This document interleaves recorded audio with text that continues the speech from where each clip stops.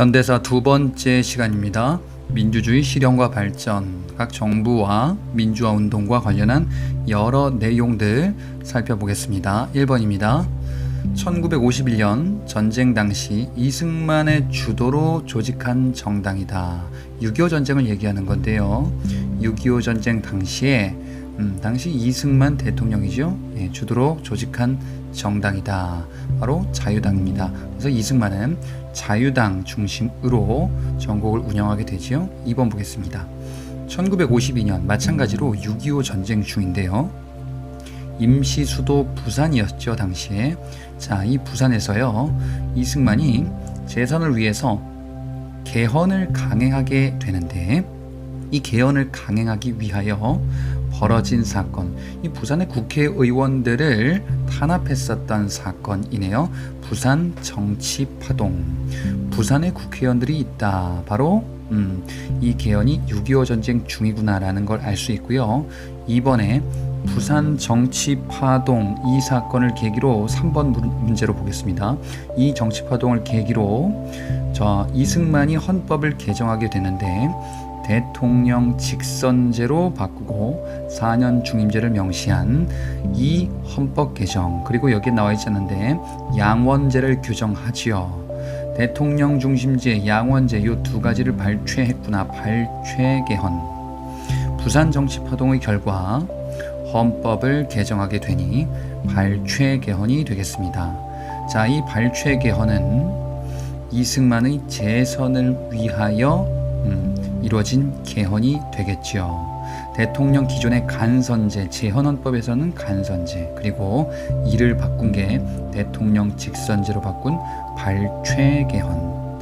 4번, 1954년이면은 6.25 전쟁이 끝난 이후입니다. 초대 대통령은 중임제에서 예외로 한다. 당시 헌법 공포 당시 대통령이죠. 이승만은 중임제 예외로 두어서 3선 이상이 가능하다.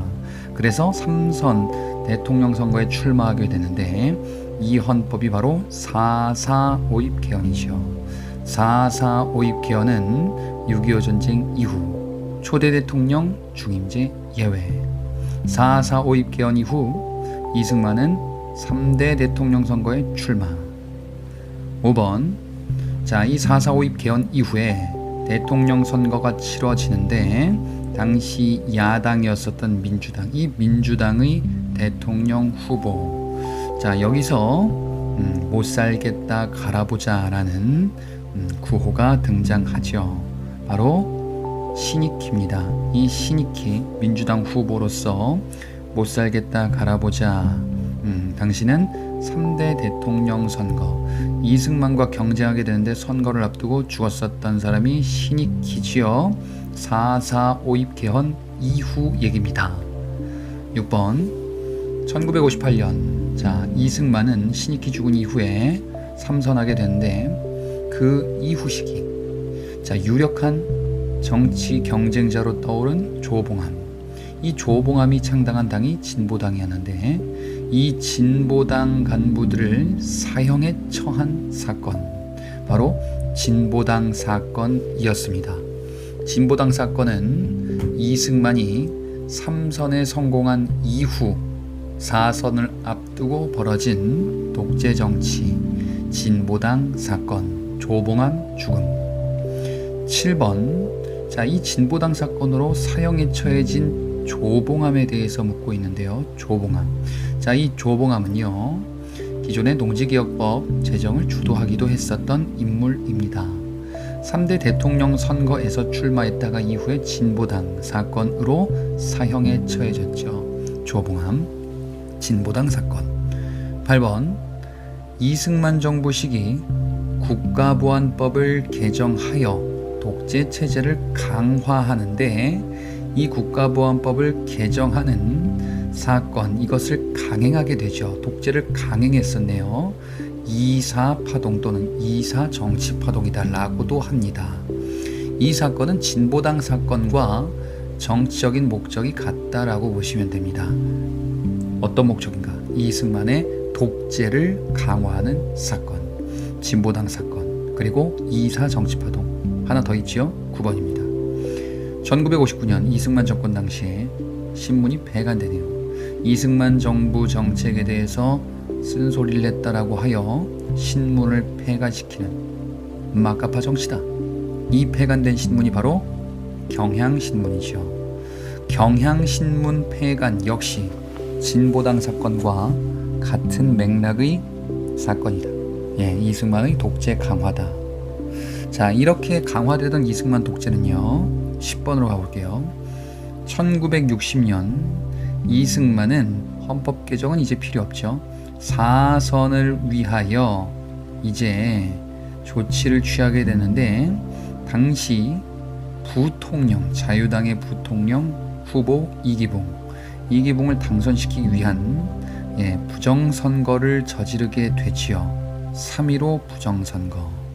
3.15 부정선거에서 이제 이승만과 이기붕의 당선을 목적으로 하는 자유당의 당시 행태가 드러나게 되고, 다음으로 넘어가 보시면 이에 저항하는 민주주의를 확립하자라는 민주화 운동이 벌어지네요. 3.15 부정선거를 계기로 벌어진 민주화 운동, 바로 4.19 혁명이죠. 3.15 부정선거를 규탄했었던 시위에 김주열이 사망하고 그 결과 학생들이 주도하는 이런 시위, 바로 4.19 혁명이었었어요. 12번, 좀 전에 봤었던 4.19 혁명의 직접적인 계기가 된 죽음. 당시 고등학생이었었고요. 마산 시위에서 이러한 일이 벌어지게 되네요. 김주열이죠. 김주열의 사망은 4.19 혁명 발발의 계기가 되었다. 김주열은 마산에서 시위에서 사망하게 되는구나. 다 4.19 혁명에 대한 내용, 학생들 주도, 그리고 4.19 혁명은 교수 시국선언이 있었죠. 13번, 4.19 혁명 후 이승만 정권은 붕괴되게 되는데, 그에 따라서 과도 정부가 출범하게 되니 4.19 혁명 직후 출범했었던 허정과도 내각은 헌법을 바꾸고 이후 장면 정부 출범의 징검다리 역할을 하네요. 14번, 장면 정부가 출범한 계기의 헌법이다 라고 한다면 바로 3차 개헌 헌법인데요. 이 당시의 개헌은 내각 책임제를 명시하죠. 내각 책임제, 그리고 국회는 단원제가 아닌 양원제로 규정을 합니다. 국회 양원제는 민의원과 참의원을 규정하게 되네요. 이게 내각 책임제였었다. 15번, 이 장면 정부 2공화국이죠. 국무총리 장면입니다. 그리고 대통령도 있었네. 이 대통령 3차 개헌 헌법에 따르면 국무총리가 국정운영의 실질적인 책임자이지만 대통령 직책도 있었습니다. 대통령은 국회 간선제로 선출하고요. 이렇게 선출된 당시 대통령은 윤보선, 장면은 제2공화국 국무총리, 윤보선은 당시 대통령. 이 윤보선은요, 이후 박정희 정부 때 대통령 후보로도 출마하는데 등장하는 이름이지요. 16번, 장면 정부 때 시행한 정책인데 박정희 정부 때 폐지합니다. 이후 노태우 정부 때 부분 부활했다가 김영삼 정부 때 전면적으로 부활하게 되네요. 제가 지금 얘기하는 거 무슨 제도입니까? 지방자치제도죠. 지방자치제도는 장면정부 시행, 그리고 이후 노태우 정부, 김영삼 정부, 특히나 김영삼 정부 때 전면적으로 부활하는 제도로 알아두셔야 됩니다. 지방자치제도. 17번, 1961년 60년대 초 박정희 등 군부 세력들이 장면 정부를 붕괴시켰네요. 이 사건 5.16 군사정변. 그래서 박정희가 권력을 장악하게 되는 쿠데타가 벌어졌네요. 18번 이 인물 5.16 군사정변을 주도했었던 군 출신 그리고 꽤 오랫동안 대통령을 하네요. 박정희죠. 19번 박정희 군부 세력이 정변으로 권력을 장악한 후에 공약을 발표합니다. 바로 혁명공약이라고 하네요. 이 혁명공약에서는 반공의 이념을 국시로 한다라며 반공을 강조합니다. 그리고 경제개발의 그 중요성을 강조하고요. 향후의 권력은 민간 정치인들에게 넘기겠다라고 공약을 했으나 제대로 지켜지진 않겠죠. 혁명공약, 박정희 정부의 그 출범 계기가 되는 시작점. 20번 5.16 군사정변 직후에 박정희 군부 세력들 이 군정을 실시하는데 최고 통치기관을 둡니다. 일종의 비상기구 국가재건 최고회의 5.16 군사정변 직후 만든 비상기구 국가재건 최고회의. 박정희가 권력을 장악하고 그리고 이제 대통령에 취임하려는 그 바탕을 만들고 있구나. 21번 박정희 정부가 운영했었던 정보기관이 있으니 이를 우리는 중앙정보부, 여러분들 뭐 영화 보시면 중정이라고 얘기 나오는 것들 가끔 있을 거예요. 이거죠. 중앙정보부는 박정희 정부의 권력 기반 정도로만 알아두면 됩니다. 22번 자, 1962년 박정희 군부 시기 때 헌법을 개정합니다. 어떻게요? 기존 내각 책임제가 아니라 대통령 직선제와 4년 중임제, 내각 책임제를 대통령제로 바꿨네요. 그리고요, 국회는 양원제에서 단원제로 바꿉니다. 예, 장면 정부 때 헌법을 이렇게 바꿨구나. 이게 5차 개헌 헌법.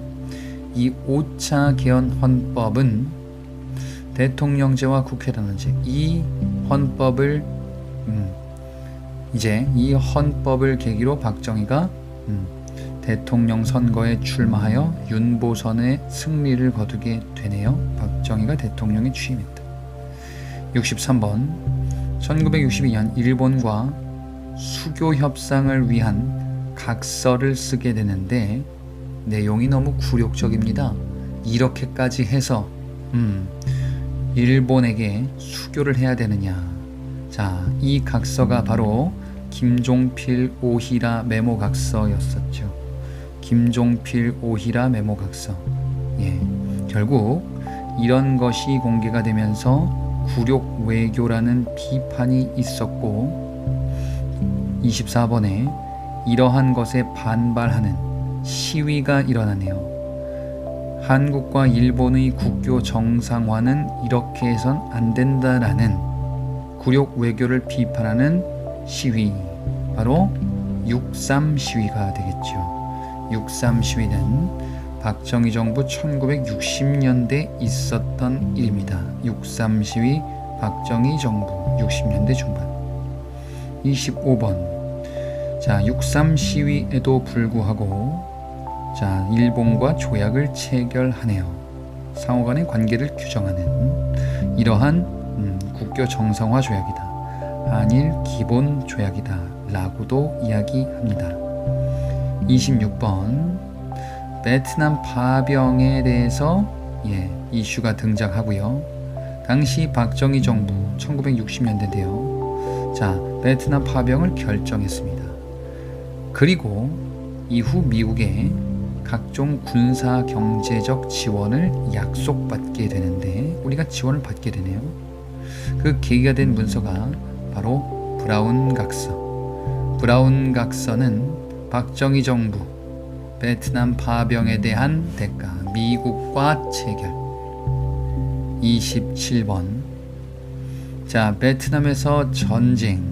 그렇죠? 여기에 우리 군을 파병했다. 이 전쟁이 뭐다? 베트남 전쟁이다. 박정희 정부의 60년대 파병 결정. 28번 1968년 60년대 후반으로 가는데요. 청와대 습격 사건이 있었네요. 북한의 무장공비들, 김신조를 비롯한 무장공비들이 청와대까지 침입했다. 그래서 반공정책을 박정희 정부가 시행하네요. 그 반공정책이 뭐냐 이거죠. 향토예비군 제도.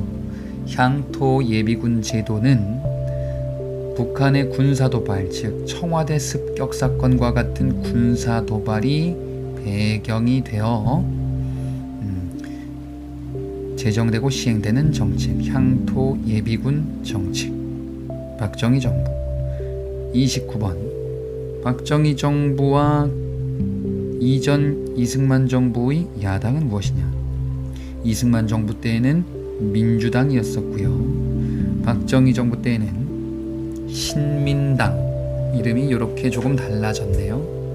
자, 이 신민당과 관련한 인물, 김영삼, 김대중, 이런 인물들이 신민당에서 등장하죠. 30번. 1969년 대통령의 3선을 가능하도록 헌법을 개정하는구나. 자, 그 이전까지 4년 중임제였었는데 3번까지는 가능하도록 개헌하자. 이런 개헌이 이루어진 배경이 바로 북한의 청와대 습격 사건, 이런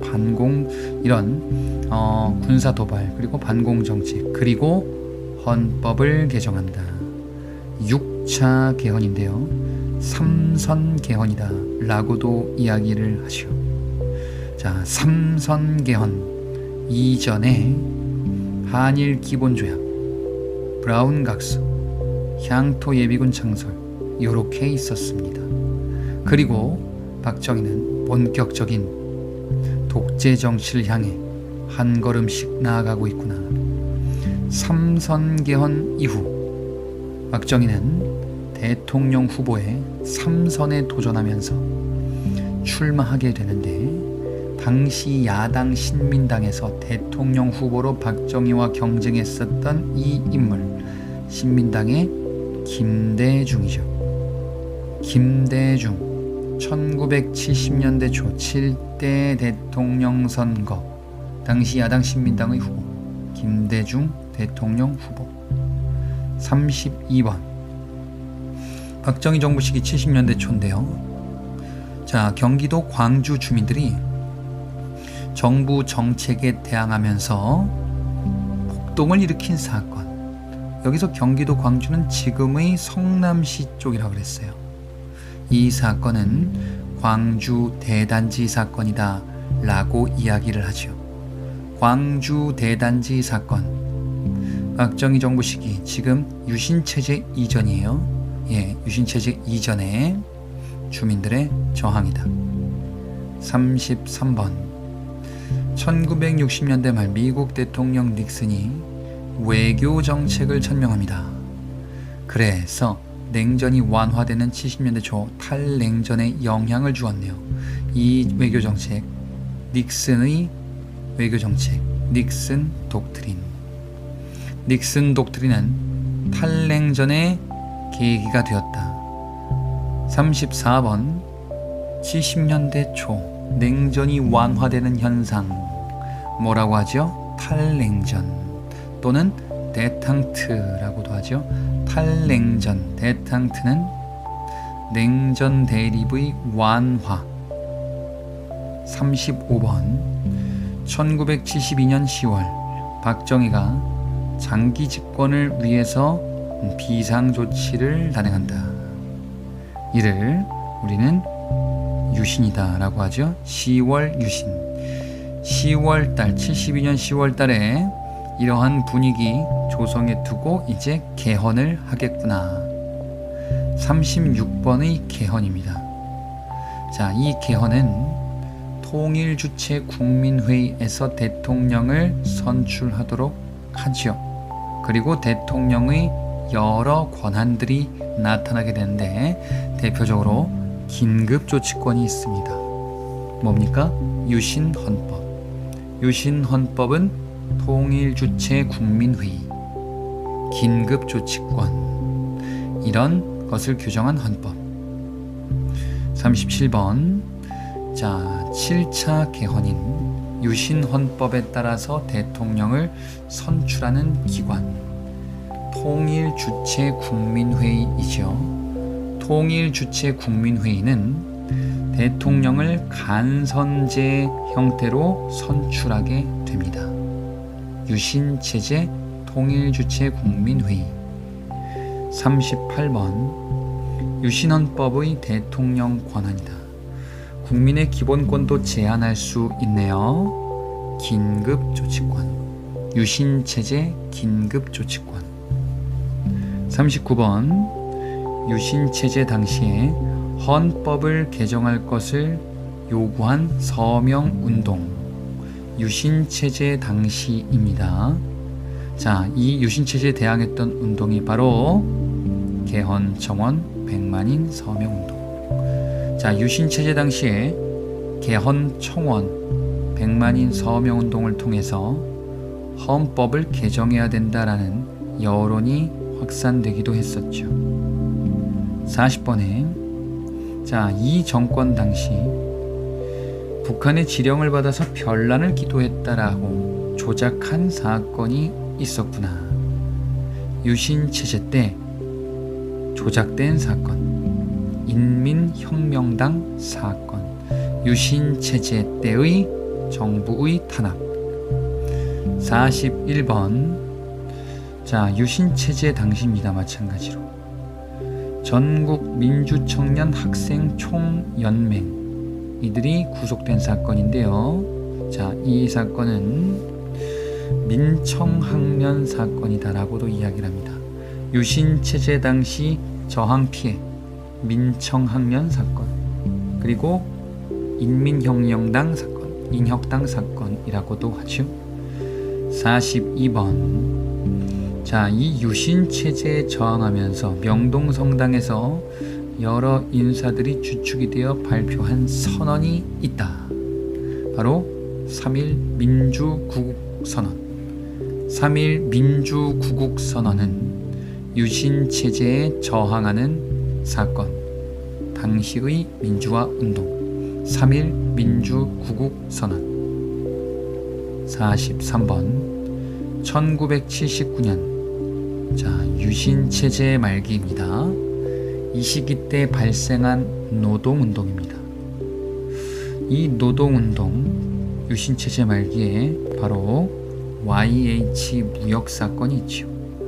이 YH 무역사건을 정부가 강경 진압하자 당시 야당 김영삼, 신민당 총재가 항의하는 기자회견하고 결국 박정희는 김영삼을 국회의원에서 제명하게 됩니다. 44번. 1970년대 말 YH 무역사건 당시의 신민당 총재, 이후 대통령이 되겠지요. 바로 김영삼입니다. YH 무역사건 당시 신민당 총재. 그래서 기자회견하고 국회에서 제명당했다. 45번.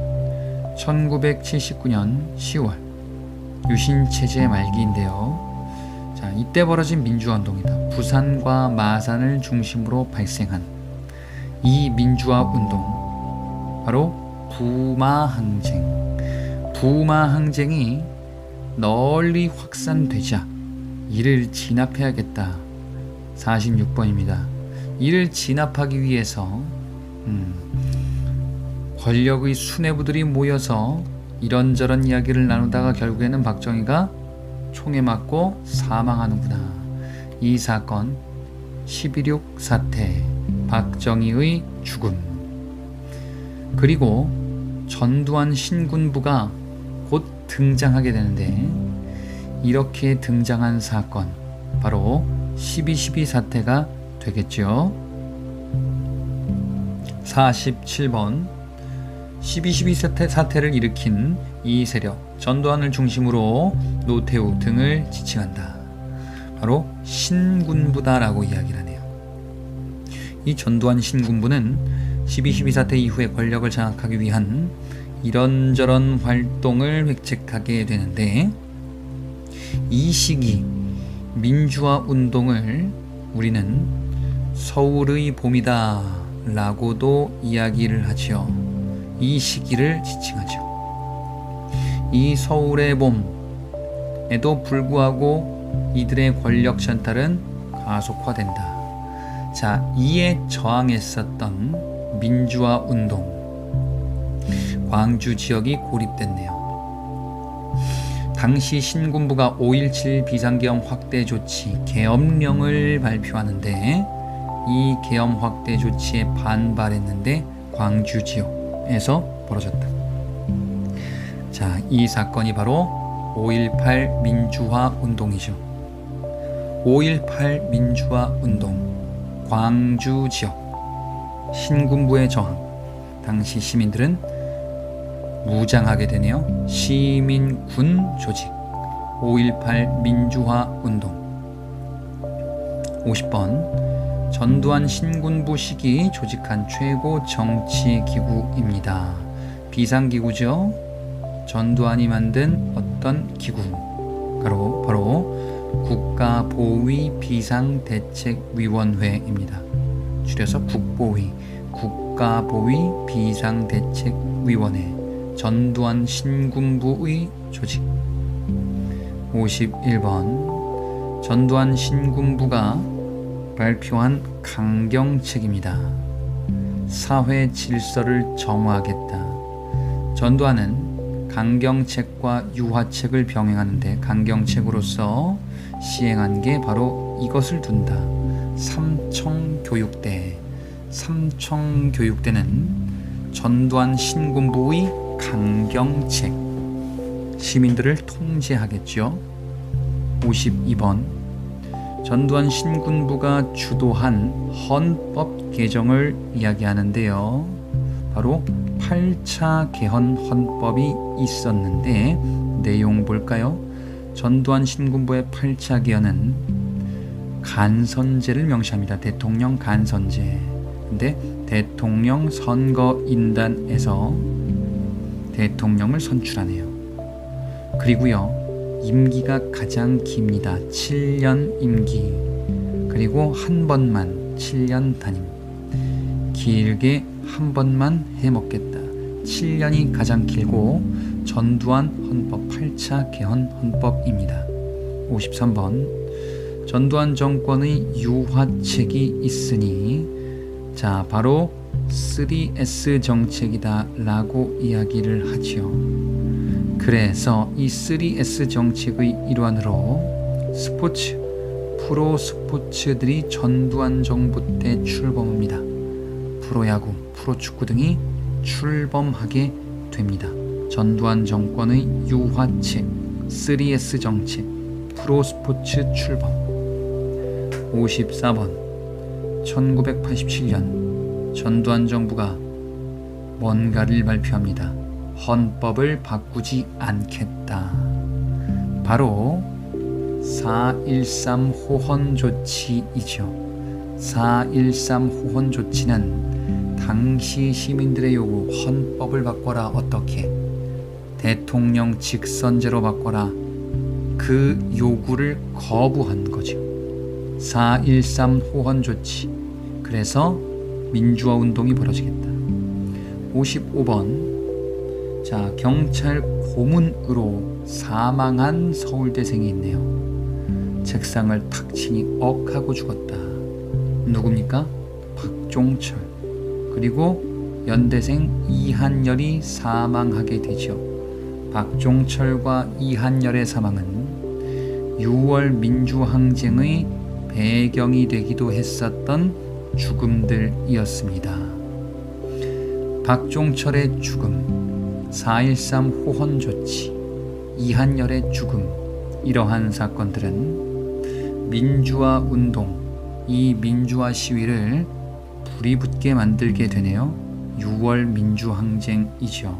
56번에 6월 민주항쟁, 여기서 시민들의 요구, 호헌을 철폐하라, 헌법을 개정하라는 말이죠. 대통령 직선제로 간선제 헌법이 아닌 국민들의 손으로 뽑을 수 있게끔 해달라 대통령 직선제 개헌을 요구했습니다. 6월 민주항쟁입니다. 57번 결국 당시 전두환 정부는 6월 민주항쟁이 확산되자 대통령 선거를 직선제로 바꾸겠다 약속을 하죠. 바로 6.29 선언. 6.29 선언은 6월 민주항쟁의 결과 대통령 직선제로 개헌하겠다. 6.29 선언입니다. 58번 그래서 헌법이 개정되네요. 대통령 직선제로요. 1987년에 5년 단임제 현행 헌법이네요. 9차 개헌 헌법 또는 현행 헌법.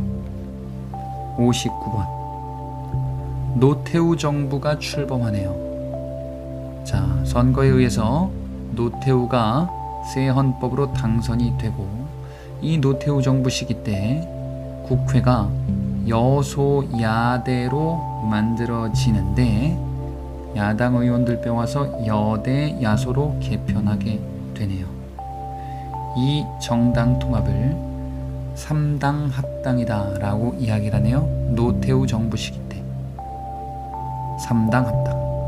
60번 1988년 노태우 정부 시기 때 개최한 올림픽. 그래요. 이때 올림픽은 서울 올림픽이고요. 이 서울 올림픽 때 당시 소련과 중국도 참여하는구나. 냉전 체제가 이제 서서히 사라지고 있구나. 61번 노태우 정부가 외교 정책을 천명하니 공산권, 공산주의 국가들과도 수교하겠다. 그래서 노태우 정부 시기 때 소련과 수교, 중국과 수교, 이 외교 정책 북방 외교 정책이라고 합니다. 62번 노태우 정부 시기 이후에 김영삼 정부가 출범하는데 김영삼 정부가 역사 정책을 추진한다. 바로 역사 바로 세우기 정책. 그로 인해서 총독부 건물이 철거되었다. 역사 바로 세우기 정책 김영삼 정부. 63번 김영삼 정부는 군 내의 사조직 이것을 해체합니다. 군부가 정치에 관여하지 못하게 한 내용이 되겠죠. 바로 하나회를 해체하고 척결하는 정책 김영삼 정부. 64번 김영삼 정부 때 실시한 경제정책 금융거래를 투명화시키겠다. 금융실명제 정책. 금융실명제는 김영삼 정부 때 실시. 65번 김영삼 정부는 문민정부다라고 하고 김대중 정부는 국민의 정부라고도 하지요. 김대중 정부는 정권교체로 탄생한 당시의 김영삼 정부 이후의 정부였다. 그리고 노무현 정부는 김대중 정부 직후인데 참여정부다 라고 이야기를 하기도 했습니다. 자, 이렇게 내용들을 쭉 살펴봤어요. 구독, 좋아요 마지막까지 눌러주시고 구독은 사실 한 번만 누르면 되죠. 자, 저는 다음 강에서 뵙도록 하겠습니다. 잘 자요.